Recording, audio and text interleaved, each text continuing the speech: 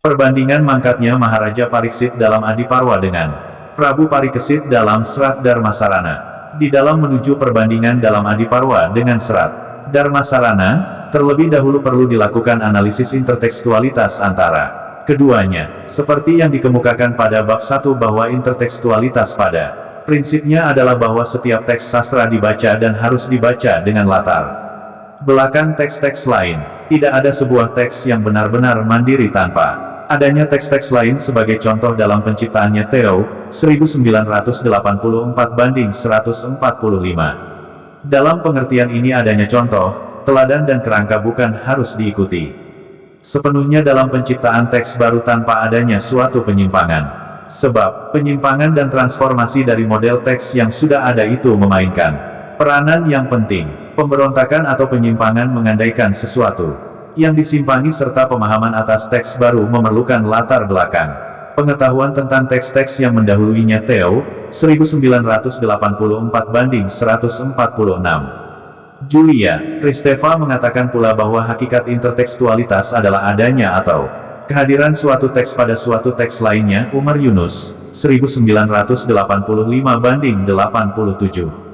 Di sini, kehadiran teks diperlukan pula adanya proses pemahaman dan pemaknaan serta beberapa interpretasi yang dilekatkan padanya. Umar Yunus, 1985 banding 88. Kehadiran suatu teks dalam suatu teks lain sedikit banyak akan memberikan warna tertentu kepada teks itu. Apabila dicermati secara seksama di dalam penciptaan Serat Dharmasarana dapat dipastikan adanya kehadiran teks Adiparwa. Apalagi apabila kita sependapat dengan pemikiran Sri Mulyana, 1989, bahwa Serat Pustaka Raja adalah Mahabharata versi Indonesia, Jawa. Adiparwa adalah bagian pertama dari Mahabharata, sedangkan Serat Dharmasarana adalah bagian dari Serat Pustaka Raja. Oleh sebab itu tidak menutup kemungkinan bahwa antara Adiparwa memiliki relevansi dengan Serat Dharmasarana. Dalam konteks ini apabila ditelusuri serta dilacak secara mendalam memang Serat Dharmasarana memiliki kaitan yang sangat erat dengan Adiparwa. Sebelum persoalan mangkatnya Maharaja Parikesit dalam Adiparwa dengan Serat Dharmasarana tersebut diperbandingkan, maka akan diperbincangkan dahulu naratif yang terdapat di dalam kedua teks tersebut. Di Serat Pustaka Raja Purwa, Serat Dharmasarana 194. Dalam Adiparwa naratif Maharaja Pariksit adalah hanya sebagian kecil saja dari naratif Adiparwa yang sangat luas. Sebab naratif dalam Adiparwa dimulai dari cerita mengenai Bagawan Konaka membuat korban di hutan Nemisa, sampai cerita Sang Hyang Agni membakar hutan Handawa. Adapun cerita-cerita penting yang terdapat dalam Adiparwa dapat dipaparkan sebagai berikut. 1. Bagawan Konaka membuat korban di hutan Nemisa. 2. Ugrarawa menceritakan Maharaja Janamejaya membuat korban di Kuruksetra. 3. Cerita Posya. 4. Bagawan Konaka menanyakan silsilah leluhurnya kepada Ugrarawa. 5. Cerita Astika, lahirnya naga, Garuda dan terkeburnya lautan Arnawa. 6. Cerita Garuda. 7. Para naga berunding. 8. Maharaja Pariksit. 9. Banyaknya naga yang mati. 10. Cerita Raja Basuparikara. 11. Cerita Bagawan para Ara. 12. Para dewa menjelma menjadi manusia. 13. Cerita Maharaja Duwanta. 14. Keturunan Sang Hyang Soma. 15. Keturunan Puru. 16. Cerita Maharaja Cantanu. 17. Cerita penjelmaan Sang Hyang Yama. 18. Cerita Drestarastra, Pandu dan Widura. 19. Cerita Korawa lahir. 20. Pandawa lahir. 21. Pandawa dan Korawa dalam asuhan Bisma. 22. Cerita Dang Hyang Kaerpa. 23. Cerita Drona. 24. Kesengsaraan para Pandawa. 25. Sayembara Dropadi. 26. Penjelmaan Batara Indra. 27. Pandawa memperoleh kerajaan. 28. Para Pandawa di Indraprasta. 29. Arjuna diam di hutan. 30. Perkawinan Arjuna dengan Subhadra. 31. Abimanyu lahir. 32. Sang Hyang Agni membakar hutan Handawa. Padija, 1973 banding 42-116. Dengan demikian di dalam Adiparwa tokoh Pariksit hanya diuraikan Secara singkat dari keseluruhan cerita di dalam Adiparwa, lihat Juinbol, 1906. 195, karya Pujangga R.Ng. Ranggawarsita di abad 19, analisis struktur resepsi genealogi. 48-53, Zoetmulder, 1958-92-97, Siman Widyatmanta, 1968-68-74. Teks, naratif Maharaja Pariksit di dalam Adiparwa yang terdiri atas 6 halaman. Tersebut lewat inovasi, adaptasi, resepsi yang dilakukan oleh Pujangga R. Ranggawarsita telah berubah menjadi teks yang sangat panjang seperti tampak pada Serat Dharmasarana. Teks Serat Dharmasarana seperti telah dikemukakan. Di depan terdiri atas 316 halaman ditambah 49 halaman Serat Dharmasarana. 2, yang juga sudah masuk ke dalam Serat Yudayana di halaman 1-49. Dengan demikian secara kuantitas teks Serat Dharmasarana yang juga mengambil tokoh utama Prabu Parikesit Dharmasarana jauh lebih panjang dibandingkan dengan teks Adiparwa yang memuat naratif Pariksit. Sejalan dengan panjangnya teks Serat Dharmasarana maka penampilan, penokohan Prabu Parikesit maupun berbagai peristiwa yang melatar belakanginya juga jauh lebih kompleks daripada penokohan Maharaja Pariksit di dalam Adiparwa. Dilihat dari keterlibatan penokohannya pun Serat Dharmasarana melibatkan 450-an tokoh dengan tokoh utama selain Prabu Dharmasarana Parikesit. Juga melibatkan tokoh-tokoh penting antara lain, Dewi Utari, Patih Dwara, Patih Danurweda, Bagawan Baladewa, Raden Yudayana, Raden Gendrayana, Prabu Satyaki, Taksaka Raja, Sang Hyang Basuki, Sang Hyang Gana, Sang Hyang Sambo, Prabu Sayakesti, Prabu Kismaka, Prabu Niradakawaca, Dang Hyang Suwela, Resi Sidikara, Resi Gurunadi, Resi Gurundaya, maupun kelima istri Prabu Dharmasarana. Tokoh-tokoh tersebut adalah sebagian kecil dari tokoh-tokoh yang terdapat dalam Serat Dharmasarana. Sedangkan tokoh penting di dalam teks, di sekitar naratif Maharaja Pariksit dalam Adiparwa, yang patut untuk disebutkan. Selain Maharaja Pariksit adalah Taksaka, Bagawan Samiti, Bagawan Kayapa, Krenggi, Bagawan Kersa, Agoramuka, Janamejaya dan para pendeta serta menteri yang tidak disebutkan nama-namanya dalam hal mangkatnya Maharaja Pariksit di dalam Adiparwa seperti telah diuraikan di dalam bab 6.2, yaitu karena Maharaja Pariksit digigit Taksaka atas perintah Sang Krenggi, putra Bagawan Samiti yang sebelumnya telah menjatuhkan kutukannya kepada Sang Maharaja. Adapun mangkatnya Prabu Dipayana Dharmasarana Parikesit di dalam Serat Dharmasarana seperti diuraikan pada bab 6 adalah memang Prabu Dipayana bermaksud muksa, bukan digigit oleh Taksaka Raja, tetapi memang pada waktu itu Taksaka Raja menjilat ujung ibu jari kaki Prabu Dipayana atas perintahnya, yang pada waktu itu dipakainya untuk merasuk sukma. Pada pihak lain, Taksaka Raja pun sewaktu menjilat ibu jari kaki Prabu Dipayana dalam rangka sebagai sarana ia kembali ke surga. Dengan demikian muksanya Prabu Dipayana bersamaan dengan Taksaka Raja. Di samping itu, jika di dalam Adiparwa Maharaja Pariksit mangkat tanpa diikuti istri-istrinya, sebaliknya muksa Prabu Dipayana di dalam Serat Dharmasarana membawa sekalian istri-istrinya, Dewi Utari, yang kemudian diikuti oleh Resi Gurunadi dan Resi Gurundaya bersama istri-istri mereka. Serat Pustaka Raja Purwa, Serat Dharmasarana, 196. Dilihat dari karakternya, maka dapat dikatakan bahwa Maharaja Pariksit, di dalam menghadapi kutukan Sang Krenggi, Baginda menampakkan diri sebagai Maharaja yang tinggi hati, malu untuk merendahkan diri, dan lebih mengandalkan kekuatan pasukannya untuk menjaganya dan mengandalkan kesaktian mantra penolak bisa naga dari para Brahmana yang melindunginya. Padahal sebenarnya, kutuk Sang Krenggi tersebut dapat diakhiri sehingga Maharaja Pariksit luput dari maut apabila beliau datang ke tempat Bagawan Samiti, ayah Sang Krenggi.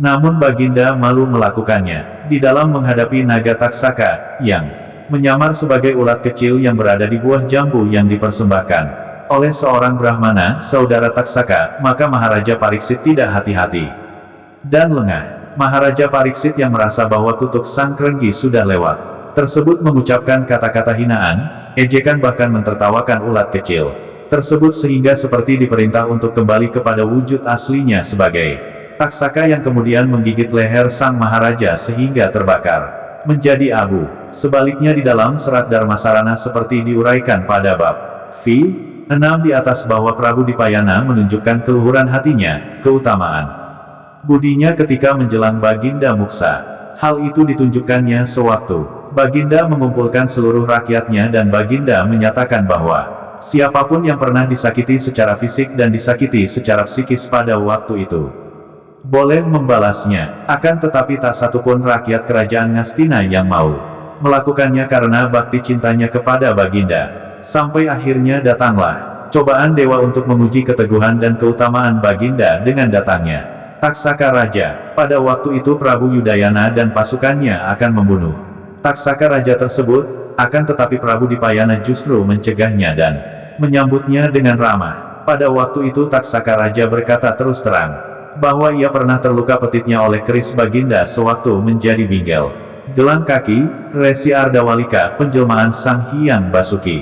Baginda kemudian mempersilahkan Taksaka Raja untuk menggigitnya sebagai balasannya. Tetapi seperti dikemukakan di atas, Taksaka Raja hanya menjilat ibu jari kaki Baginda yang dipakainya sebagai sarana muksa. Perbandingan Sarpayacna dalam Adiparwa dengan Serat Yudayana. Berdasarkan uraian dalam naratif Sarpayacna dalam Adiparwa seperti dikemukakan pada bab 6, 5 maupun Sarpayacna dalam Serat Yudayana yang dikemukakan pada bab 6, 7 maka perbandingan Sarpayacna dalam kedua teks tersebut dapat diuraikan sebagai berikut. 1. Di dalam Adiparwa yang melangsungkan Sarpayacna atau Sarpa Satra, korban api ular adalah Maharaja Janamejaya di Hastinapura putra Maharaja Pariksit. Di dalam Serat Dharmasarana 2 dan Serat Yudayana yang melangsungkan Sarpayacna adalah Prabu Yudayana di Ngastina, putra Prabu Dipayana atau Prabu Parikesit. Dengan demikian dapat dikatakan bahwa 197 karya Pujangga R.Ng. Ranggawarsita di abad 19, analisis struktur resepsi genealogi Maharaja Janamejaya dapat disamakan dengan Prabu Yudayana karena keduanya dikatakan sesama putra Maharaja Pariksit. Dapat dikatakan pula bahwa Prabu Yudayana merepresentasikan Maharaja Janamejaya dalam Adiparwa 2. Di dalam Adiparwa terjadinya Sarpayacna disebabkan pertama kutuk kadu kepada para naga anaknya termasuk Taksaka karena semula mereka menolak perintah ibunya untuk memerciki dengan bisa ekor kuda Ucai Cerawa agar berwarna hitam karena camara. Penolakan itu disebabkan karena para naga menganggap bahwa perintah ibunya itu tidak pantas, tetapi ibunya sudah terlanjur bertaruh dengan Winata tentang warna kuda Ucai Cerawa. Akhirnya, para naga memerciki ekor kuda Ucai Cerawa dengan bisa sehingga berwarna hitam dan Winata kalah bertaruh dengan Kadru. Akibatnya Winata dijadikan budak Kadru, sampai akhirnya anaknya, Garuda membebaskannya. Juinbol 1906 banding 45, Zoetmulder, 1958 banding 91, Widyatmanta, 1968 banding 53-63. Kedua, dendam Utangka kepada Taksaka karena ia pernah diganggunya sewaktu ia pulang dari Ayodhya sambil membawa anting-anting matahari yang dimintanya dari Sawitri, permaisuri Maharaja Posya. Anting-anting matahari tersebut akan dipersembahkan oleh Utangka kepada istri gurunya. Sewaktu Utangka mandi menyegarkan tubuh, Taksaka yang sangat menginginkan sinar anting-anting matahari tersebut mengambilnya dengan susah payah dan atas bantuan Sang Hyang Indra dan Sang Hyang Agni yang menjelma sebagai kuda, maka Taksaka dipaksa menyerahkan kembali anting-anting matahari tersebut. Sekalipun anting-anting matahari itu sudah kembali, tetapi Utangka menaruh dendam kepada Taksaka, sehingga pada suatu ketika ia menghadap Maharaja Janamejaya untuk memberitahukan bahwa ayahanda Baginda, yaitu Maharaja Pariksit, mangkat karena digigit Taksaka. Selanjutnya Utangka meminta Maharaja Janamejaya untuk melangsungkan korban ular sebagai hukuman kepada Taksaka. Juinbol 1906 banding 54, Zoetmulder 1958 banding 103. Widyatmanta, 1968 banding 21-25. Maharaja Janamejaya kemudian menanyakan kebenaran perkataan Utangka kepada para menterinya dan mereka semua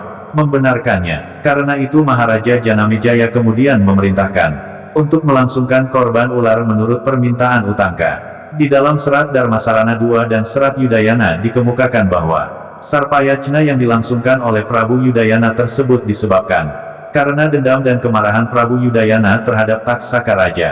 Sebenarnya Prabu Dipayana Parikesit tersebut muksa bersama istri-istrinya, bukan disebabkan karena digigit Taksaka Raja. Ketika Taksaka Raja menjilat ujung ibu jari kaki Prabu Dipayana, maka bersamaan itu pula Prabu Dipayana merapalkan mantra kemuksaan. Sementara itu tindakan Taksaka Raja sewaktu menjilat ujung ibu jari kaki Baginda pun dipergunakannya sebagai sarana muksa kembali ke surga. Dengan demikian sebenarnya Taksaka Raja pun muksa bersama-sama dengan Prabu Dipayana. Akan tetapi hal ini tidak. Serat Pustaka Raja Purwa, Serat Dharmasarana 198, diketahui oleh Prabu Yudayana sehingga menimbulkan kemarahan yang tak terhingga untuk menumpas semua ular dimanapun. 3. Di dalam Adiparwa dikemukakan tentang kisah Brahmana Jaratkaru yang sempurna mantranya, tetapi ia sangat bersedih hati ketika menyaksikan leluhurnya tergantung terbalik pada sebatang bambu yang dikerati tikus. Terlebih lagi di bawahnya terlihat jurang yang curam, jalan menuju ke neraka. Hal ini disebabkan karena keturunan leluhur tersebut yaitu Jaratkaru menjadi seorang brahmacari sehingga tidak mempunyai istri dan keturunan. Karena kasihan kepada leluhurnya tersebut, akhirnya Jaratkaru bersedia beristri dengan wanita yang senama dengan dia yaitu Jaratkaru. Jaratkaru akhirnya dikawinkan dengan Nagini Jaratkaru, adik Sang Hyang Basuki. Dari perkawinan Jaratkaru dengan Nagini Jaratkaru lahirlah Astika. Dengan kelahiran Astika tersebut maka para leluhur Pitara Jaratkaru yang tergantung pada seutas tali dapat melayang kembali ke surga mengenyam hasil tapanya. Dahulu, bagi keluarga naga kelahiran Astika adalah untuk membebaskan mereka dari kepunahan akibat korban ular Maharaja Janamejaya, Juinbol. 1906 banding 28. Zoetmulder, 1958 banding 105, Widyatmanta, 1968 banding 39. Di dalam serat Dharmasarana II maupun serat Yudayana tidak terdapat naratif tentang Brahmana Jaratkaru, Nagini Jaratkaru maupun putranya Astika. Hanya di dalam serat Yudayana muncul tokoh Dewi Sarini, putri naga Raja Sarana, pelindung para naga yang tinggal di Gunung Mahendra. 4. Di dalam Adiparwa upacara korban ular tersebut didukung oleh para Bagawan Brahmana, antara lain adalah Bagawan Candabargawa, anak Biawan Astirahotar yang membaca Gweda, Bagawan Koca menyanyikan Samaweda, Bagawan Janmanikunda membaca Atharwaweda, Bagawan Jyoti Singgalambayu membaca Yajurweda. Adapun pemimpin umum upacara pengorbanan tersebut adalah Bagawan biasa bersama para muridnya. Juinbol, 1906 banding 54-55. Zoetmulder, 1958 banding 107, Widyatmanta, 1968, 76-77. Tejo Wirawan, 2004 banding 12. Adapun di dalam serat Yudayana, Pati Dwara dan Pati Danurweda sebenarnya tidak sependapat dengan keinginan Prabu Yudayana untuk melakukan Sarpayajna, sebab menurutnya tidak semua naga jahat, akan tetapi Pati Dwara dan Pati Danurweda tidak kuasa untuk mencegah keinginan rajanya, sehingga dengan berat hati mereka mengiringi Prabu Yudayana dan pasukannya di dalam melakukan penyerbuan ke tempat-tempat yang diduga dihuni para naga. 5. Di dalam Adiparwa bahwa prosesi Sarpayajna tersebut dilakukan dengan cara membuat tungku korban seluas 2 yojana tonggak, pal yang diukur oleh Sang Brahmana serta dimantrai dengan mantra sakti. Akan tetapi, ketika para Brahmana mengukur tungku pengorbanan tersebut, mereka sudah diberitahu oleh suara dari angkasa bahwa kelak korban ular Maharaja Janamejaya akan mendapat rintangan dari seorang Brahmana Juinbol, 1906 banding 54-55. Zoetmulder, 1958 banding 107, Widyatmanta, 1968, 76-77, Tejo Wirawan, 2004. 199, karya Pujangga R.Ng. Ranggawarsita di abad 19, analisis struktur resepsi genealogi. 12. Adapun di dalam serat Dharmasarana II dan serat Yudayana Sarpayajna tersebut dilakukan dengan cara menyerbu ke tempat-tempat yang diduga dihuni para naga, seperti dikemukakan di atas. Adapun tempat-tempat yang diserbu oleh Prabu Yudayana dan pasukan Ngastina antara lain adalah A. Taksakasila, tempat kediaman Taksaka Raja, B. Hutan Lagra, C. Hutan Gadamadana dekat Tebrasara, sebelah barat Gunung Candramuka, Merbabu, sebelah selatan Gunung Candrageni, Merapi, D. Gunung Mahendra sebelah selatan, tempat tinggal naga siluman, naga Raja Sarana. Di dalam penyerbuan tersebut, pasukan Ngastina bersenjatakan Parasu, Kunta, Alugara, Cacap, Lembing, Nanggala, Candrasa, Gada, dan Gandhi. Penyerbuan tersebut juga diikuti oleh para pendeta dan para empu yang dimaksudkannya untuk menawarkan kesaktian naga. Daerah Taksakasila, tempat kediaman Taksaka Raja rupanya diambil dari Adiparwa yaitu Tatsila, sebuah kerajaan yang ditaklukkan oleh Maharaja Janamejaya. 6. Baik di dalam Adiparwa maupun dalam serat Dharmasarana II dan serat Yudayana dijelaskan bahwa para naga yang mati tidak terhingga jumlahnya. Di dalam Adiparwa seperti dikemukakan di atas, pelukisan para naga yang tersedot kemudian jatuh ke dalam tungku korban api tersebut sangat mengerikan. Bahkan Dewa Indra, yang melindungi sahabatnya Taksaka pun tak kuasa bertahan karena ia pun takut jangan-jangan tertarik oleh kesaktian mantra para Brahmana dan jatuh ke dalam tungku api korban. Jenis-jenis para naga pun bermacam-macam. Ada yang berleher 3, berleher 5, atau berleher 7. Di dalam serat Dharmasarana II maupun serat Yudayana, penumpasan yang dilakukan Prabu Yudayana dan pasukannya pun sangat mengerikan, akan tetapi tidaklah sedahsyat dan mencekam seperti pelukisan Sarpayacna di dalam Adiparwa. 7. Baik di dalam Adiparwa maupun serat Dharmasarana II dan serat Yudayana, maka Sarpayacna tersebut tidak sempurna. Di dalam Adiparwa, Sarpayacna itu dihentikan karena Astika diminta oleh Sang Hyang Basuki untuk menghadap Maharaja Janamejaya untuk mengakhiri korban ular tersebut. Dengan memuji-muji dan merayu tentang kesempurnaan korban ular tersebut serta keutamaan Maharaja Janamejaya, maka Baginda terkena hatinya dan akan mengabulkan semua permohonan Astika. Astika pun menggunakan kesempatan tersebut untuk mohon dihentikannya korban api tersebut karena ia sangat kasihan melihat saudara-saudaranya tepat sejauh sebatang tombak jaraknya tubuh naga Taksaka dari tungku api korban. Maka Maharaja Janamejaya mengabulkan permohonan Astika. Taksaka yang luput dari maut itu pun segera melesat pergi kembali ke angkasa Juinbol. 1906 banding 55-58 Zoetmulder. 1983 banding 82 Widyatmanta. 1968 banding 77-81. Di dalam serat Dharmasarana II dan serat Yudayana berakhirnya penyerbuan ke tempat-tempat tinggal para naga tersebut disebabkan karena Prabu Yudayana tergiur oleh kecantikan naga Dewi Sarini serta ketidakmampuannya melawan kesaktian naga Raja Sarana. Serat Pustaka Raja Purwa, serat Dharmasarana 200. Pelindung naga golongan baik. Apabila di dalam Adiparwa Taksaka luput dari maut, padahal tinggal sebatang tombak jaraknya dari tungku api korban. Sebaliknya di dalam serat Dharmasarana II dan serat Yudayana, Taksaka Raja yang juga menjadi sasaran utama Sarpayacna tersebut tidak ditemui. Hal ini tidak dimengerti oleh Prabu Yudayana karena sebenarnya Taksaka Raja sudah kembali ke surga bersamaan waktunya dengan muksanya Prabu Dipayana. 8. Di dalam Adiparwa tidak dijelaskan kapan waktu dilangsungkannya Sarpayacna oleh Maharaja Janamejaya. Hanya dijelaskan bahwa upacara Sarpayacna tersebut dilakukan setelah Maharaja Janamejaya melangsungkan pernikahannya dengan Dewi Bamustiman. Di dalam serat Dharmasarana II dan serat Yudayana dijelaskan pada waktu itu Prabu Yudayana juga sudah memiliki permaisuri yaitu Dewi Gendrawati.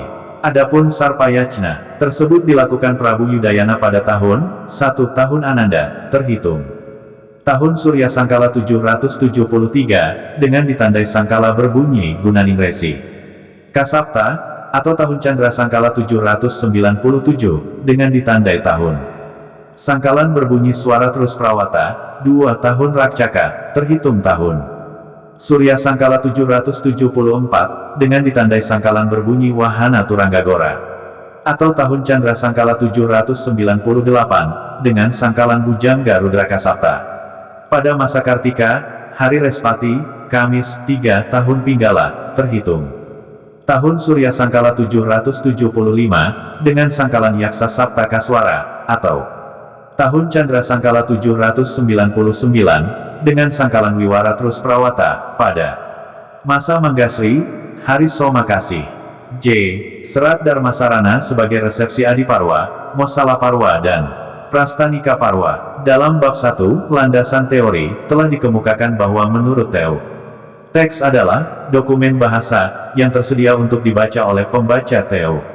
1986-16. Dalam teori sastra khususnya strukturalisme terdapat pandangan bahwa teks karya sastra adalah sesuatu yang konstan dan mantap serta mempunyai struktur yang utuh dan bulat. Teo, 1980-250-252. Dalam kenyataan sejarah teks, nampak bahwa teks manapun juga cenderung berubah dan tidak stabil wujudnya sepanjang masa. Teks memang memiliki kemantapan tertentu dan perlu dibaca serta ditafsirkan menurut keutuhan strukturnya dan kebulatan makna intrinsiknya. Namun demikian berkat sifat dan potensinya teks juga terbuka untuk perubahan berkat pembacaan dan penafsiran dari pihak pembaca. Dalam rangka resepsi atau sambutan pembaca, perubahan teks itu dapat dilihat dalam berbagai bentuk, khususnya dalam penyalinan, penyaduran dan penerjemahan. Teo, 1988-214. Wiryamartana, 1990-9-10. Dalam transformasi teks dapatlah dikenali tanggapan penciptanya atas teks yang dibacanya terdahulu. Jadi dalam penelitian yang berpusat pada teks ini, pembaca bukanlah pembaca aktual, seperti dalam resepsi yang bersifat eksperimental, melainkan pembaca yang ada di balik teks yang diciptakannya. Teo, 1988-208-210. Wiryamartana, 1990-10. Oleh 201, karya Pujangga R.Ng. Ranggawarsita di abad 19, analisis struktur resepsi genealogi. Karena itu dalam penelitian ini tanggapan pembaca dimengerti sebagai sisi lain dari perubahan atau penciptaan teks. Tidak dapat dipungkiri bahwa dalam pengamatan itu terlibatlah peranan peneliti sebagai pembaca dan penafsir teks. Dalam rangka resepsi sastra, peneliti merupakan mata terakhir dalam rantai sejarah yang ikut dalam proses penilaian selaku pembaca. Teo, 1988-200. Apabila dicermati secara seksama di dalam Mahabharata Sanskerta maupun Mahabharata Jawa Kuna dengan bagian-bagian parwanya, maka apabila diperbandingkan dengan serat Pustaka Raja beserta konstruksi teksnya, dapatlah dipahami apabila Sri Mulyana menyatakan bahwa serat Pustaka Raja adalah Mahabharata versi Indonesia, Jawa. Sudah barang tentu di dalam mengadaptasi, menginovasi, mentransformasikan Mahabharata Jawa Kuna tersebut, penulis serat Pustaka Raja yaitu Ranggawarsita sengaja menyesuaikan dengan alam pikiran Jawa dan maksud tujuan penulisannya. Di dalam Adiparwa sendiri, di samping terdapatnya Sarpayajna yang dilakukan Maharaja Janamejaya, maka isi cerita di dalamnya sangat kompleks. Kurang lebih 32 topik seperti dikemukakan pada bab 6-8. Dari ke-32 topik di atas, maka di dalam serat Pustaka Raja Ranggawarsita menanggapi, meresepsi ke dalam 21 topik yang kemudian di dalam pewayangan dikenal 21 lakon. Ke-21 lakon pewayangan yang bersumberkan Adiparwa tersebut yaitu 1. Lakon Angruna Angruni, 2. Lakon Sakri Lair, 3. Lakon Sakri Rabi, 4. Lakon Palasara Lair, 5. Lakon Palasara Rabi, 6. Lakon Abiyasa Madek Ratu, 7. Lakon Pandu Lair, 8. Lakon Narasoma, 9. Lakon Bima Bungkus, 10. Lakon Bambang Sucitra, 11. Lakon Pandu Mekrat, 12. Lakon Kumbayana, 13. Lakon Bale Sagala-gala, 14. Lakon Pandawa Babat, 15. Lakon Karna Maling, 16. Lakon Jayadrata Rabi, 17. Lakon Sayembara Gandamana, 18. Lakon Partakrama, 19. Lakon Gatut Kaca Lair, 20. Lakon Angkawijaya Lair, 21. Lakon Parikesit Grogol Padija, 1973-118-137. Teks-teks naratif dari tokoh-tokoh di atas yang di dalam Adiparwa Diuraikan secara singkat tersebut di dalam teks Jawa baru diresepsi menjadi teks yang cukup panjang dan kemudian dijadikan sebagai sumber lakon wayang seperti dikemukakan di atas. Di dalam serat Darmasarana sendiri, lakon wayang yang sangat jelas dapat ditelusuri adalah lakon Parikesit Grogol. Apabila dicermati secara seksama dalam subbab-subbab pada bab 6, seperti telah dikemukakan di atas, maka nampaklah bahwa serat Darmasarana adalah sebagian resepsi, sambutan, tanggapan Pujangga R. Ranggawarsita atas Adiparwa, Mosalaparwa dan melanjutkan naratif di dalam Prastanika Parwa. Bukti-bukti ini dapat dikemukakan diantaranya sebagai berikut. Di dalam Adiparwa, struktur naratif Maharaja Pariksit digigit Taksaka dan prosesi Sarpayajna yang dilakukan oleh Maharaja Janamejaya yang dikemukakan secara singkat ternyata di dalam serat Darmasarana dan serat Yudayana dikemukakan secara panjang lebar oleh R. Ranggawarsita. Kalau di dalam naratif Maharaja Pariksit maupun prosesi Sarpayajna Maharaja Janamejaya hanya ditampilkan beberapa tokoh saja, akan tetapi di dalam serat Darmasarana, serat Pustaka Raja Purwa, serat Darmasarana 202, tokoh-tokoh yang ditampilkan sangat banyak, sekitar 435 tokoh. Dalam kuantitas, teksnya pun seperti telah dikemukakan di atas serat Darmasarana dan serat Darmasarana 2 mencapai tidak kurang dari 367 halaman, jauh lebih banyak dibandingkan yang ditemukan di dalam Adiparwa. Jika dilihat dari perbandingan mangkatnya Maharaja Pariksit karena digigit Taksaka seperti diuraikan pada bab 6, 8, maka hasil tanggapan pembaca R. Ranggawarsita adalah muksanya Prabu Parikesit bukannya digigit oleh Taksaka, melainkan hanya dijilat ujung ibu jari kakinya oleh Taksaka Raja, yang bersama-sama menggunakan sarana tersebut untuk muksa. Kalau di dalam Adiparwa mangkatnya Maharaja Pariksit hanya sendirian, maka di dalam serat Darmasarana dijelaskan bahwa beliau muksa karena ingin mengiringi ibundanya yaitu Dewi Utari yang ingin segera berkumpul dengan suaminya, Arya Abimanyu. Jika di dalam Adiparwa ketika Maharaja Pariksit tersebut mangkat, pada waktu itu Janamejaya masih kanak-kanak, maka dalam serat Darmasarana dikemukakan sewaktu Prabu Parikesit muksa, Prabu Yudayana sudah dewasa dan sudah menduduki tahta menggantikan ayahandanya. Di dalam Adiparwa prosesi Sarpayajna yang dilakukan oleh Maharaja Janamejaya seperti diuraikan pada bab 6, 5, maka memperoleh tanggapan dari R. Ranggawarsita berupa Sarpayajna yang dilakukan oleh Prabu Yudayana seperti diuraikan pada bab 6, 7. Tanggapan R. Ranggawarsita atas peristiwa tersebut dilakukan dengan latar belakang dan cara yang berbeda dibandingkan yang terdapat di dalam Adiparwa, sebab kalau di dalam Adiparwa, Sarpayajna yang dilakukan dengan cara membuat tungku api korban, sedangkan di dalam serat Darmasarana 2 dan serat Yudayana, Sarpayajna tersebut dilakukan dengan cara melakukan penyerbuan ke tempat-tempat yang diduga dihuni oleh banyak naga, ular. Berakhirnya Sarpayajna di kedua teks tersebut juga dikemukakan berbeda. Apabila di dalam Adiparwa, Sarpayajna tersebut dihentikan oleh Maharaja Janamejaya karena hormatnya dan kasihnya kepada Brahmana Astika, maka di dalam serat Darmasarana 2 dan serat Yudayana penghentian Sarpayajna tersebut dihentikan Prabu Yudayana karena dia tergiur oleh kecantikan naga kencana, Dewi Sarini, serta ketidakmampuannya melawan mertuanya, Naga Raja Sarana. Di sini juga terdapat perbedaan, kalau di dalam Adiparwa disebutkan bahwa Astika adalah Brahmana laki-laki, Mijiltarer laki-laki Paripurna Wayawa, Inarananta, Sang Astika, Apan Asti, Ling Sang Bapa Muni, sedangkan Dewi Sarini jelas seorang putri naga. Meskipun demikian persamaan keduanya menampakkan diri sebagai keluarga naga. Dilihat dari sudut penokohannya juga, di dalam serat Darmasarana tampil tokoh pembantu yang peranannya juga sangat penting, misalnya Bagawan, Baladewa dan Satyaki. Tanggapan dan sambutan yang dikemukakan R. Ranggawarsita atas kedua tokoh tersebut ternyata menunjukkan perbedaan yang sangat besar apabila dibandingkan dengan penampilan mereka dalam Mahabharata, khususnya dalam Mosalaparwa, Parwa ke-16 dalam Mahabharata. 203, karya Pujangga R.Ng. Ranggawarsita di abad 19, analisis struktur resepsi genealogi. Tanggapan R.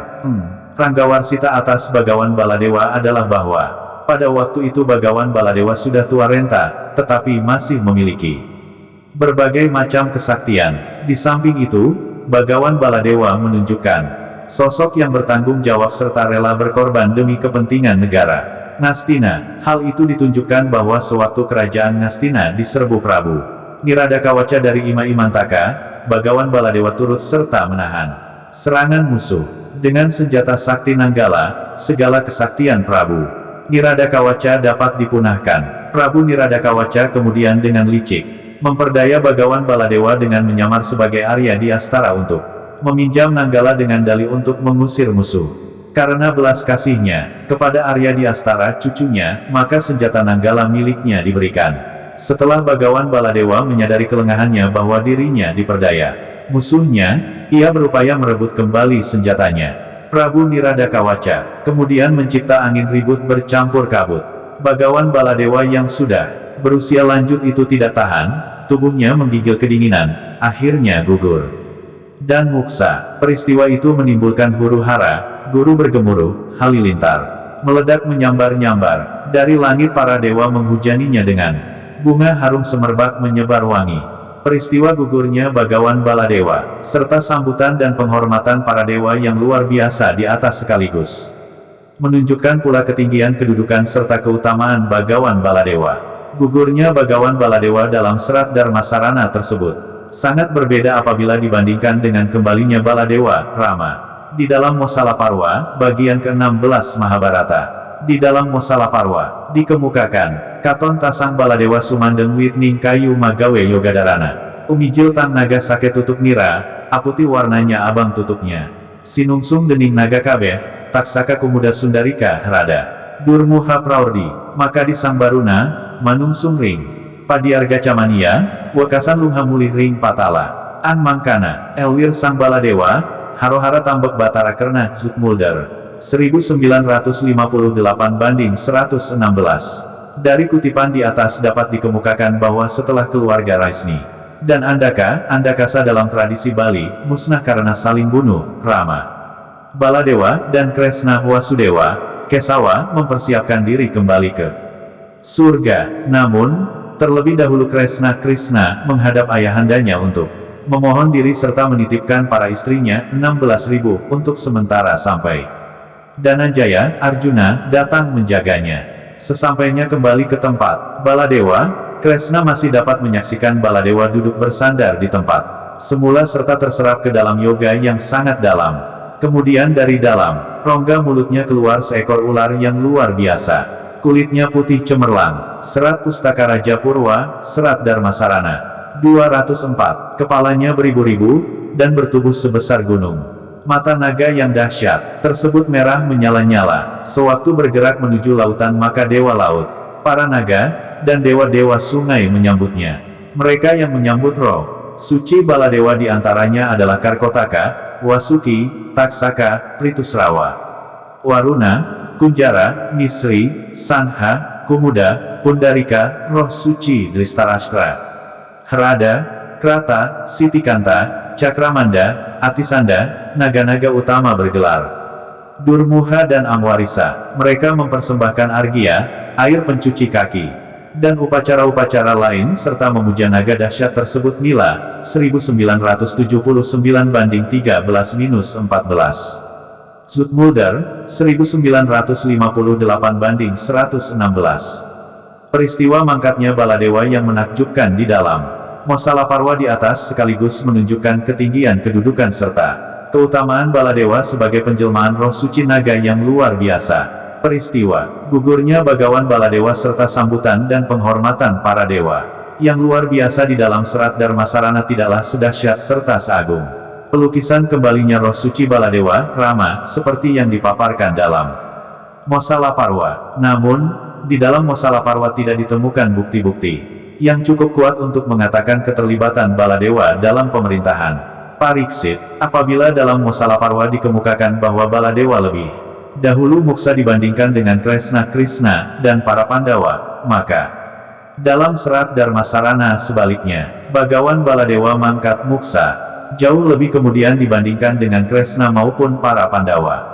Dalam Mahabharata, gugurnya Satyaki pun terdapat dalam Mosalaparwa. Dikemukakan di dalamnya bahwa Samba, Sarana, dan kelompok kesatria bangsa Raisni, Buresni, mencoba mengelabui para Brahmana dengan pertanyaan yang bersifat menghina. Mereka mengarak Samba yang menyamar sebagai wanita hamil ke hadapan para Brahmana dan memintanya menebak secara tepat apa yang akan dilahirkan dari kandungannya itu.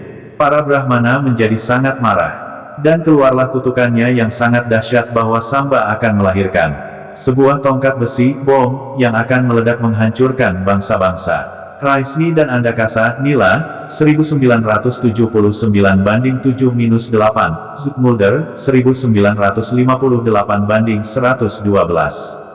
Pada saat gejala-gejala yang menunjukkan kehancuran bangsa-bangsa Raisni dan Yadawa semakin menghebat, maka rakyat Raisni pun semakin liar, semuanya dikuasai nafsu. Mereka berani meminum minuman keras dan bermabuk-mabukan di hadapan Kresna, karena dalam keadaan mabuk, Yuyudana menertawakan dan menghina Kritawarman, Kartamarma atas perbuatan rendahnya membunuh putra-putra Draupadi serta Drishtadyumna maupun Sikandin, Srikandi, yang sedang tidur. Kritawarman pun membalas hinaan itu dengan mencela kecurangan Satyaki sewaktu membunuh Burisrawa yang tidak lagi bersenjata, yang telah meninggalkan medan pertempuran dan sedang duduk mengatur nafas untuk memulihkan tenaga. Satyaki menjadi sangat marah, sehingga menerjang dan memenggal kepala Kritawarman di hadapan Kresna.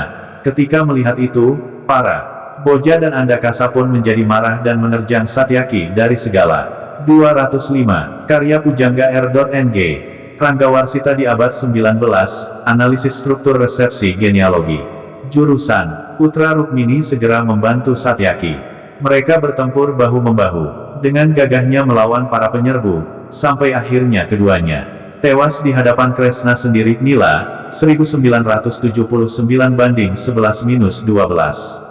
Zoetmulder, 1958 banding 115. 116. Di dalam Mosalaparwa percekcokan antara Yuyudana dengan Sang Kaertawarma yang mengakibatkan pertempuran di antara keluarga mereka sehingga menyebabkan gugurnya Satyaki dapat dilihat pada kutipan berikut. An Mangkana Wuus Sang Yuyudana, Agirang Tasang Pradyumna Wakcapala, Ateher Manudingi Sang Kaertawarma. Umales, Tasang Kaertawarma tumudingi Sang Yuyudana, Aikong anak Ning Satyaka, Weru Takuri Tatwa Nyunguni, Arda Sorpolahta en Tugel Bahu, Sang Burisrawa desang Arjuna ring Yudakala, Apan Somilu Lumuda. Sarika, Hana Pewawira mati Wang Huus mati Sarika, Mangkana Wuus Sang Kaertawarma rinengo desang Kerna, Krodasira, Arda Rengu Tinghal Nira, Umaso Tasang Satyaki, Neher Mojar I Dewi. Satyabama mawa umatuturaken arta nikang Syamantaka, Ansang Kaertawarma mulanya kalap desang atadanya. Manangis Tasang Satyabama kapituturen Ripati Nira eng bapa Sang Satrajit Pinaribawa. Desang satadanya rikulem. Ia tamatangnyaan. Ri Batara Kerna. Tumon pewari galaka Sang Kaertawarma. Mangadek Tasang Satyaki. Mojar I Dewi Satyabama, Harah Dewi Satyabama, te ahuusan kita. Dina Salara nangis. Haiwata kita kapituturen Ripati ni Bapanta Satrajit. Pinaribawa ringkulem dening Papaswatama. Tan Raka Rahatian, Sang Hulun, ngulun juga matiana engdusta sahaya ning Aswatama. Boboh panglampuat tako dosanyu mejahi Sang Pancakumara. Ihandi Drestadiumna sedeng iraturukala ning kulem. Panglamputa, kowekas ning uripmu ike yuhara. Petik 1 Mangkana ling Sang Satyaki, inuhutan tasira debatara kerna mewang. Sang Babru, Tan Anggasira, Sahasa tinugel tagulu Sang Kaertawarma. Pegat Tan Pasara, Roda Tasangwers nyandaka kabeh, mapulihaken. Sang Kaertawarma, Lagawa en pareng umaso mangambuli Sang Satyaki. Sang Yuyudana tasira pinugutan unistabojana mewang Sang Satyaka. Sakroda Tasang Pradyumna Sahasa nulungan datan menang kinabehan. De Sangwers nyandaka boja, riwekasan pejah Sang Yuyudana. Mewang Sang Bapa Sang Satyakai Samik Batara Kerna. Krodata, Sang Pradyumna, Sang Samba, Sang Ania Rudacarudesna di Sura, Pramuha, pareng mapulihaken Sang Satyaki. Tar kawenang sinapihan, debatara kerna, apan sedengka pasukan ing kalabah nisanghara. Zoetmulder, 1958 banding 115-116. Mendengar ucapan Yuyudana itu Pradyumna, pahlawan kereta yang Perkasa itu bertepuk tangan tanda setuju. Tetapi Kaertawarma yang merasa, Serat Pustaka Raja Purwa, Serat Darmasarana. 206. Terhina itu tanpa memperdulikan lagi kebesaran nama Satyaki bangkit. Berdiri serata menuding dengan telunjuk tangan kiri dan membentak. Kamu menganggap dirimu sebagai ksatria besar, tetapi kamu telah membunuh secara kejam Burisrawa yang tidak bersenjata, yang telah meninggalkan medan pertempuran dan sedang duduk mengatur nafas untuk memulihkan tenaga. Mendengar ucapannya ini Kesawa Karna mengutuk dan memandang Kaertawarma dengan sorot mata sangat tajam. Karena marah, pada saat itu Satyaki juga melaporkan ke hadapan Karna bahwa Kaertawarma itu telah merampas permata Syamantaka dari tangan Satrajit. Mendengar laporan ini, Satyabama menangis terseduh-sedudi atas pangkuan Karna sambil mencurahkan kesebalan hatinya terhadap perbuatan Kaertawarma. Satyaki berdiri tegak dan berkata, aku bersumpah demi kebenaran, bahwa aku akan mengirim penjahat ini dalam keadaan jaga, untuk menyusul putra-putra Draupadi Pancakumara yang telah dibunuhnya, juga untuk mempertanggungjawabkan perbuatannya ke hadapan Drestadiumna dan Ihandi. Mereka itu semua telah dibunuh oleh penjahat ini ketika sedang tidur. Pembunuhan itu dilakukan atas bantuan Aswatama putra Mahaguru Drona. Baiklah wahai ibunda, Suri, usia Kaertawarma segera akan berakhir. Selesai mengucapkan kata-kata itu, Satyaki lalu menerjang dan memenggal kepala Kaertawarma. Marahlah keluarga Sang Warsnyandaka. Semua membela Sang Kaertawarma. Semua maju serempak menyerang Satyaki. Sang Yuyudana melanjutkan serangan-serangannya membantu Satyaki. Marahlah Sang Pradyumna untuk menolong Satyaki yang sedang diserang keluarga Warsnyandaka. Akhirnya tewaslah Sang Yuyudana dan ayahnya Sang Satyaki di hadapan Karna. Marahlah Sang Pradyumna, Sang Samba, Sang Aniaruda Carudesnadi yang pemberani, semuanya membela Sang Satyaki. Batara Karna tidak kuasa untuk melerai, sebab semuanya sudah dirasuki nafsu angkara. Nila, 1979 banding 11-12. Apabila gugurnya Satyaki dalam kitab Mosalaparwa dan Serat Darmasarana diperbandingkan, ternyata terdapat perbedaan yang jauh. Di dalam Serat Darmasarana dikemukakan bahwa Prabu Satyaki, Raja Lesanpura, datang ke Dwarawati untuk membantu Prabu Satyaka yang diserbu Prabu Kismaka putra mendiang Prabu Bomanarakaswara, Raja di Tarajutiksna. Dalam pertempuran yang dahsyat melawan Prabu Kismaka, Prabu Satyaki Sampiu mati bersama-sama. Oleh karena itu Prabu Satyaki bukan gugur karena keroyokan para boja dan andakasa Mosalaparwa, melainkan ia gugur Sampiu dalam pertempurannya melawan Prabu Kismaka Raja Tarajutiksna. Serat Darmasarana hal 6 dan bukan pula di Prabasa Mosalaparwa, melainkan di Dwarawati, Serat Darmasarana. Di samping itu, kalau di dalam Mosalaparwa gugurnya Satyaki lebih dahulu daripada Kresna dan para 207. Karya Pujangga R.Ng. Ranggawarsita di abad 19, analisis struktur resepsi genealogi Pandawa. Dalam Serat Darmasarana gugurnya Satyaki jauh lebih kemudian dibandingkan Kresna maupun para Pandawa. Hal yang menarik perhatian adalah resepsi dan sambutan Ranggawarsita atas Prastanika Parwa. Dikemukakan di dalam Prastanika Parwa bahwa menjelang muksa maka para Pandawa melakukan persiapan-persiapan. Di antaranya berziarah atau mengunjungi tempat-tempat suci sambil melakukan yoga. Di dalam Serat Darmasarana rupanya hal ini mengilhami Patih Dwara untuk menyarankan kepada Prabu Dipayana Parikesit untuk meneladani jalan leluhurnya, para Pandawa, menjelang muksa. Dengan cara juga berjalan keluar wilayah kerajaannya seraya memperbincangkan ilmu-ilmu kesempurnaan agar supaya di dalam muksanya kelak dapat tepat mencapai surga. Hal ini tersurat dalam dialog antara Patih Dwara dengan Prabu Dipayana seperti dipaparkan pada bab 6. Dengan demikian dapatlah dikatakan bahwa dalam resepsinya Serat Darmasarana dimaksudkannya sebagai kelanjutan dari Prastanika Parwa. Hal yang menarik perhatian juga adalah munculnya Prabu Niradakawaca, Raja di Ima-Imantaka yang dikatakan sebagai cucu Prabu Niwatakawaca. Tampilnya tokoh Prabu Niradakawaca ini mengingatkan kita pada Kakawin Arjuna Wiwaha Gubahan Empu Kanwa pada masa pemerintahan Airlangga. Permusuhan yang timbul antara Arjuna melawan Niwatakacawa di dalam Kakawin Arjuna Wiwaha tersebut rupanya berlanjut kepada cucu-cucu mereka, yaitu Prabu Niradakawaca dan Prabu Dipayana Parikesit. Kesaktian dahsyat yang dimiliki Prabu Niradakawaca yang berupa besi aji yang berada di pangkal lidahnya tersebut mengingatkan kita pada kesaktian serupa yang dimiliki Prabu Niwatakawaca. Dalam hal ini tampilnya Prabu Niradakawaca di atas secara sengaja rupanya untuk memberi kesan kepahlawanan Prabu Dipayana sebagai penguasa kerajaan Ngastina. Dari uraian yang dipaparkan di atas sekali lagi dapat dikatakan bahwa Serat Darmasarana adalah sebagai resepsi sebagian Adiparwa, Mosalaparwa, dan Prastanika Parwa. Serat Pustaka Raja Purwa, Serat Darmasarana. 208. Bab 6. Genealogi dalam Serat Darmasarana. Di dalam bab ini dikemukakan 5 subbab, yaitu 1. Genealogi sebagai legitimasi kekuasaan, 2. Genealogi, silsilah nenek moyang Raja-Raja Mataram. Susunan Brandes, 3. Genealogi dalam Serat Darmasarana, 4. Persesuaian serat Pranitiradia dengan ramalan Jayabaya, 5. Mitisisasi dan historisasi dalam tradisi historiografi Jawa. Adapun kelima subbab tersebut dapat dipaparkan sebagai berikut. A. Genealogi sebagai legitimasi kekuasaan. Genealogi adalah garis keturunan manusia dalam hubungan keluarga sedara. Kedudukan nenek moyang melalui kerangka genealogis dipandang sangat penting dalam budaya Jawa.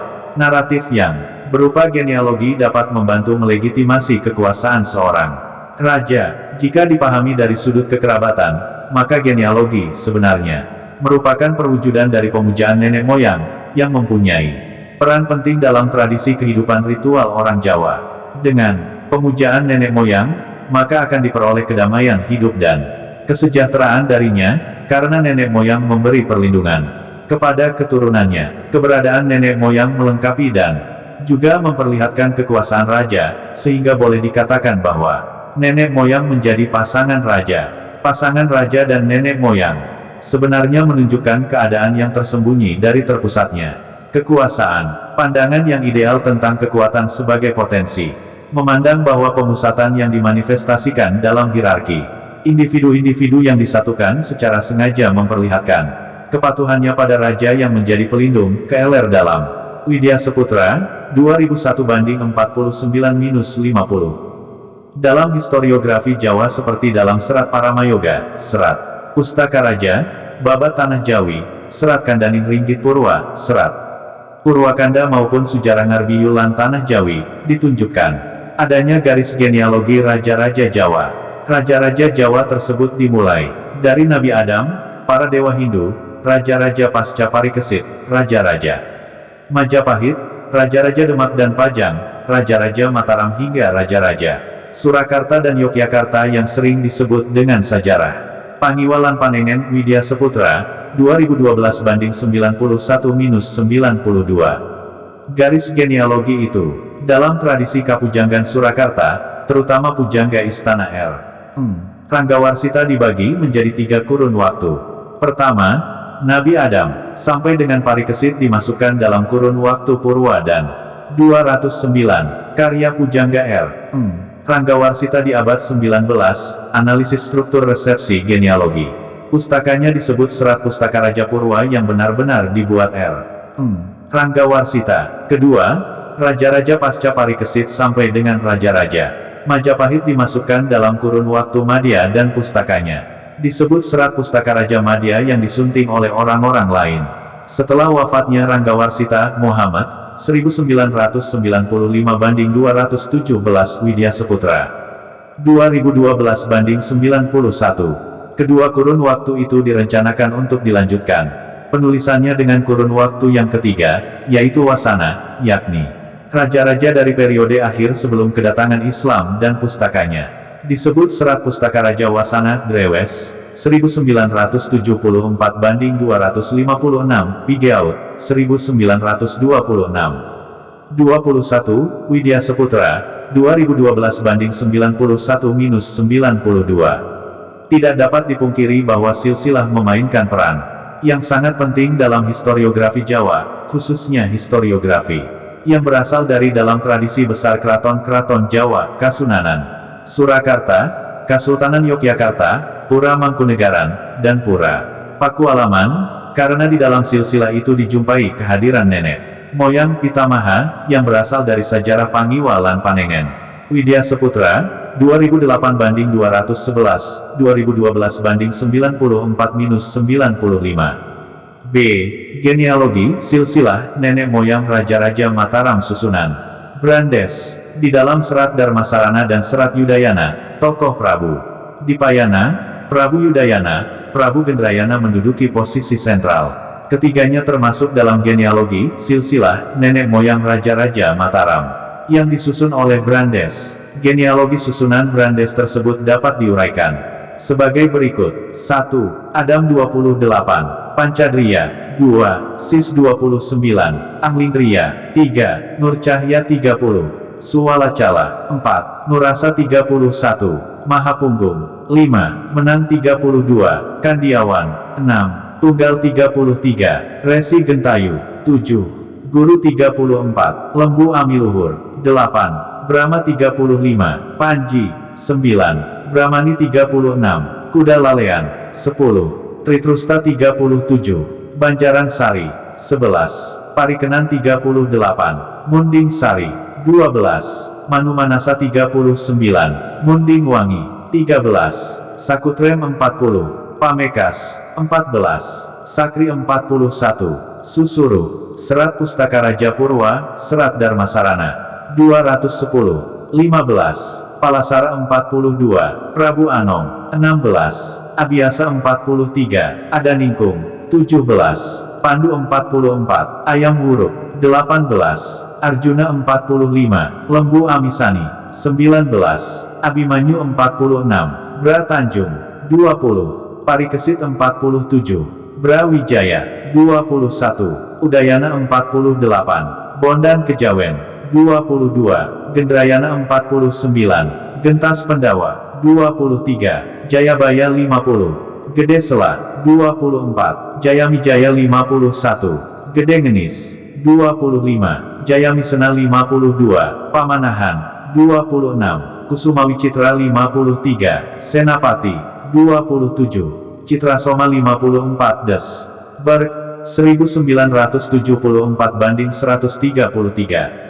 Genealogi nenek moyang Raja-Raja Mataram yang menyerupai susunan Brandes di atas juga dikemukakan oleh Sri Mulyono. Sri Mulyono menamakan genealogi susunannya itu sebagai silsilah wayang menurut babat. Ia pun menempatkan tokoh Prabu Yudayaka, Arya Prabu Bambang Sudarsana di antara Prabu Yudayana dengan Prabu Gendrayana. Sri Mulyono 1989 banding 237. 238. Apabila mempertimbangkan genealogi Prabu Dipayana, Prabu Yudayana, Prabu Gendrayana seperti diuraikan pula dalam serat Darmasarana di atas, maka tokoh-tokoh dalam serat Darmasarana tersebut dapat didudukkan pada posisi nomor 12, 13, 14, 15, 16, 17, 18, 19, 20, 21 dan 22, yaitu mulai Manumanasa. Kemudian Sakutrem, Sakri, Palasara, Abiasa, Pandu, Arjuna, Abimanyu, Parikesit, Udayana dan Gendrayana. Bahkan, seandainya mempertimbangkan serat Yudayana dan sejumlah teks pustaka Raja Madya seperti serat Budayana, serat Gendrayana, Prabu Gendrayana, serat Sariwahana, serat Purusangkara, serat Mayangkara, serat Partakaraja, serat Aji Dharma, serat Aji Pamasa, serat Witaradia, serat Purwanyana, serat Bandawasa, serat Dewata Cengkar, serat Widayaka, dan serat Daneswara, maka tokoh-tokohnya berlanjut menduduki posisi 23 sampai dengan 29. Jadi secara keseluruhan mulai dari Manumanasa sampai Anglingriya. Setelah melihat kenyataan di atas, maka pencipataan serat Darmasarana, serat Yudayana, dan teks-teks pustaka Raja Madya adalah dalam rangka ikut memperkuat genealogi nenek moyang Raja-Raja Mataram. C. Genealogi dalam serat Darmasarana. Di dalam serat Darmasarana dan serat Yudayana maupun teks-teks pustaka Raja Madya menempatkan genealogi, silsilah, memegang peranan yang sangat penting. Genealogi yang dikemukakan di dalamnya bukan hanya genealogi yang bersangkutan dengan tokoh utamanya, seperti Prabu Dipayana, Parikesit, Prabu Yudayana, maupun Prabu Gendrayana, tetapi juga tampak pada pemaparan genealogi para tokoh pembantunya. Genealogi, silsilah, dalam serat 211. Karya Pujangga R.Ng. Ranggawarsita di abad 19, analisis struktur resepsi genealogi. Dharmasarana yang dapat dikemukakan dalam pembahasan ini adalah sebagai berikut. 1. Genealogi Prabu Dipayana, Parikesit, Prabu Yudayana, dan Prabu Gendrayana. 2. Genealogi Manumanasa sampai Anglindriya. 3. Genealogi Dewi Sritatayi dan Dewi Niyata. 4. Genealogi Bagawan Sidiwacana. 5. Genealogi Bagawan Sukanda. 6. Genealogi Resi Gurundaya dan Resi Gurunadi. 7. Genealogi Prabu Gandaprawa, Gandara. 8. Genealogi Sang Wiko Mudra. Adapun kedelapan genealogi di atas dapat dikemukakan sebagai berikut. Genealogi I. Dipayana, Parikesit, Yudayana dan Gendrayana. Manumanasa, Sakutrem, Sakri, Palasara, Abiyasa, Pandu, Arjuna, Abimanyu, Parikesit, Udayana, Yudayana, Gendrayana. Dari genealogi, silsilah, di atas dapat dikatakan bahwa Resi Manumanasa berputra Resi Sakutrem. Resi Sakutrem berputra Resi Batara Sakri. Resi Sakri berputra Bagawan Palasara. Bagawan Palasara berputra Bagawan Abiyasa. Serat Pustaka Raja Purwa, Serat Dharmasarana. 212. Abiyasa. Bagawan Abiyasa berputra Prabu Pandu, Pandu Dewanata. Prabu Pandu berputra Raden Arjuna. Raden Arjuna berputra Raden Abimanyu. Raden Abimanyu berputra Prabu Parikesit. Prabu Parikesit berputra Prabu Yudayana. Prabu Yudayana berputra Prabu Gendrayana. Dengan demikian nenek moyang, pitamaha, keluarga Pandawa yang dijadikan pilar dalam silsilah tersebut adalah Raden Arjuna. Genealogi 2. Manumanasa sampai Anglindriya. Manumanasa, Sakutrem, Sakri, Palasara, Abiyasa, Pandu, Arjuna, Abimanyu, Parikesit, Udayana, Gendrayana, Jayabaya, Jayamijaya, Jayamisena, Kusumawi Citra, Citrasoma. 213. Karya Pujangga R.Ng. Ranggawarsita di abad 19, analisis struktur resepsi genealogi. Pancadriya, Anglindriya. Dari genealogi 2 yaitu dari Resi Manumanasa sampai Prabu Anglindriya. Maka dapat dikatakan bahwa setelah Prabu Yudayana berputra Prabu Gendrayana, maka Prabu Gendrayana berputra Prabu Jayabaya, Jayapurusa. Prabu Jayabaya berputra Prabu Jayamijaya, Jayamijaya. Prabu Jayamijaya berputra Prabu Jayamisena. Prabu Jayamisena berputra Prabu Kusumawi Citra Ajipamasa, Sri Kiswara. Prabu Kusumawi Citra berputra Prabu Citrasoma. Prabu Citrasoma berputra Prabu Pancadriya dan Prabu Pancadriya berputra Prabu Anglindriya.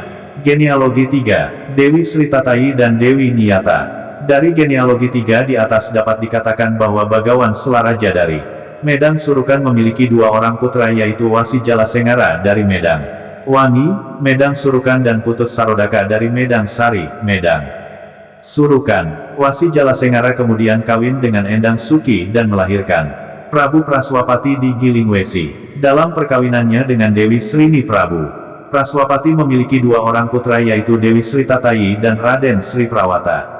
Dewi Sritatayi kemudian kawin dengan Prabu Dipayana dan melahirkan Dewi Tamioyi. Sementara itu dalam perkawinannya dengan Endang Suksakati, Putut Sarodaka berputra Prabu Sayakesti di Purwacarita yang kemudian pindah ke Serat Pustaka Raja Purwa, Serat Dharmasarana. 214. Muka Bumi. Prabu Sayakesti kemudian kawin dengan Dewi Rarasati dan melahirkan Dewi Niyata. Dewi Niyata kemudian kawin dengan Prabu Dipayana dan melahirkan Dewi Yodi.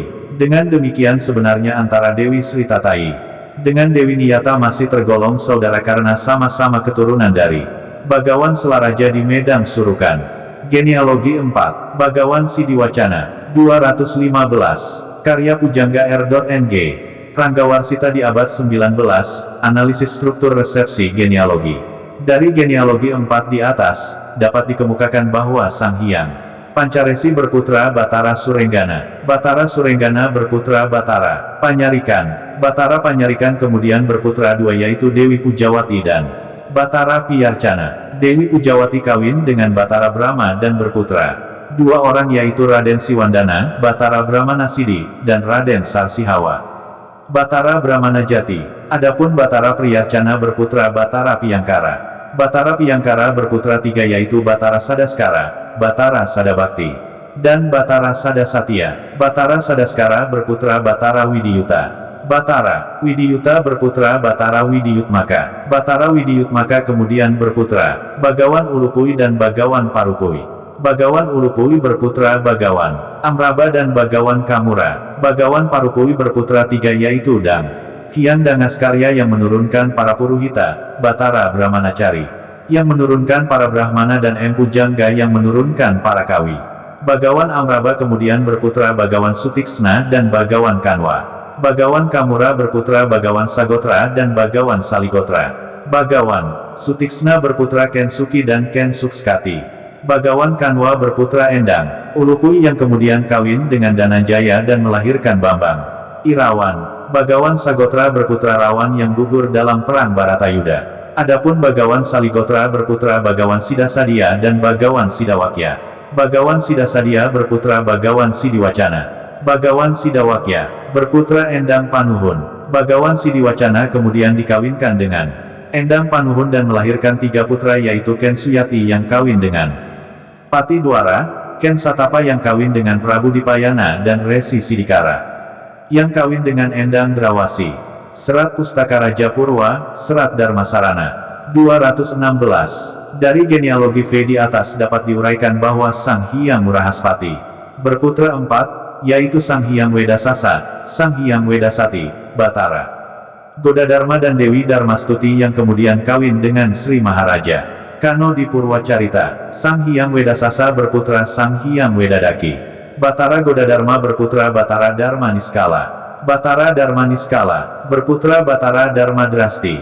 Batara Dharmadrasti berputra tiga, yaitu Batara Abisandia, Batara Abiyuda dan Batara Banyara. Batara Abisandia berputra Batara Sandi Niskala. Batara Abiyuda berputra Batara Abirasta. Batara Sandi Niskala berputra empat, yaitu Batara Yukawama, Batara Batikala, Batara Palipuita dan Batara Purtanawa. Batara Yukawama berputra Anggaskara, sedangkan Batara Batikala berputra Dewi Sulaksmi. Anggaskara dan Dewi Sulaksmi dikawinkan dan berputra dua, yaitu Dang Hyang Nagapaya dan Dang Hyang Nagasara. Dang Hyang Nagapaya berputra dua, yaitu Bagawan Bagaspati dan Bagawan Bagaskara. Bagawan Bagaspati berputra Dewi Satyawati, yang kemudian kawin dengan Prabu Salya di Mandaraka. Bagawan Bagaskara berputra dua, yaitu Dewi Tapayati dan Bagawan Abisata.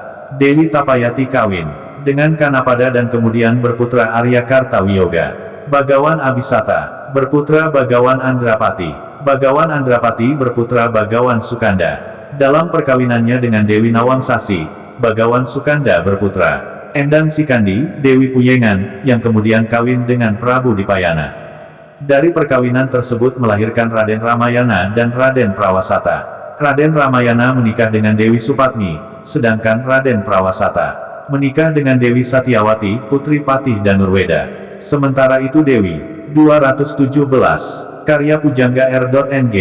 Ranggawarsita di abad 19, analisis struktur resepsi genealogi. Nawangsasi yang kemudian juga kawin dengan Resi Gurunadi melahirkan Dewi Maira yang kemudian menikah dengan Patih Danurweda.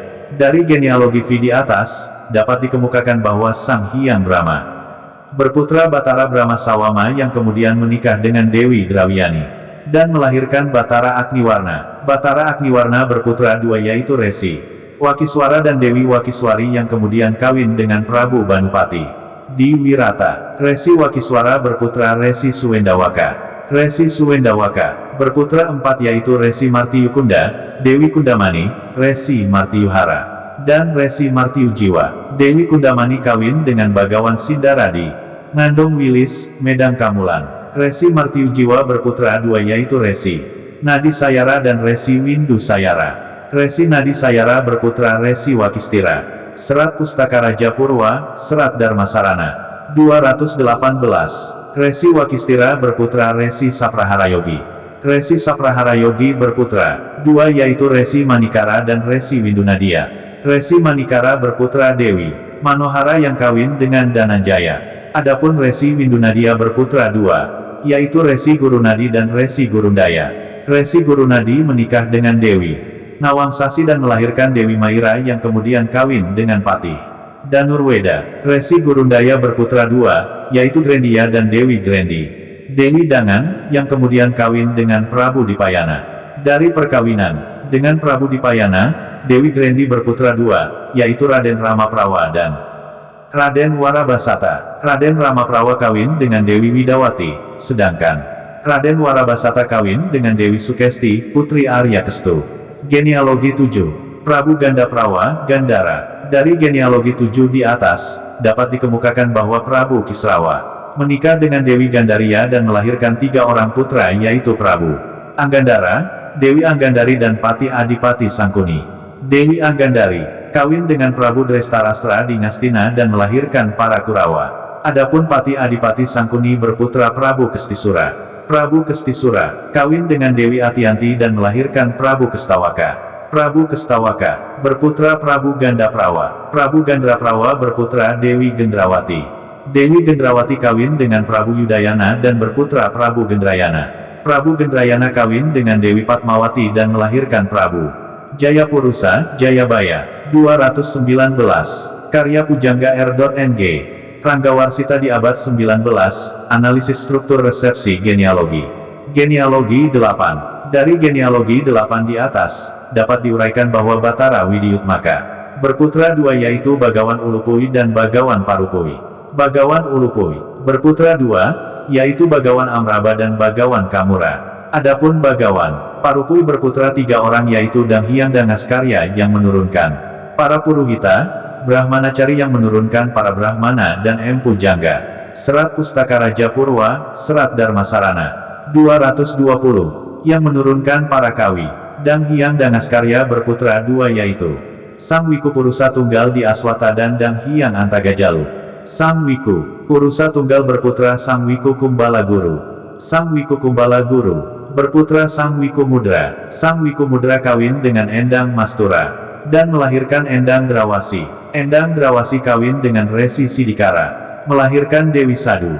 Dewi Sadu kawin dengan Prabu Yudayana, melahirkan Arya Prabu Bambang Sudarsana, Prabu Yudayaka. Arya Prabu Bambang Sudarsana kawin dengan Dewi Padmasari dan melahirkan Prabu Sariwahana. Prabu Sariwahana, Yawastina, berputra 4, yaitu Prabu Ajidharma, Yawastina.